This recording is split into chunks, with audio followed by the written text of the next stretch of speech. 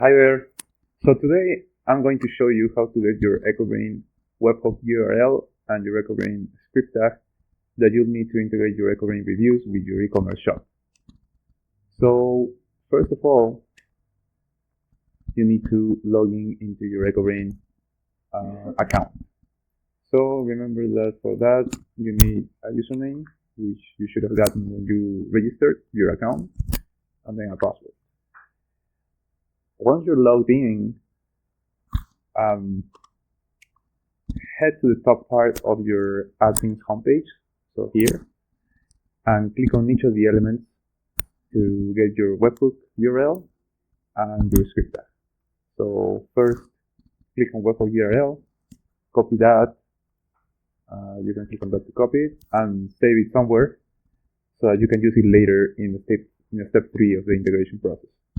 And then the same thing with the script tag.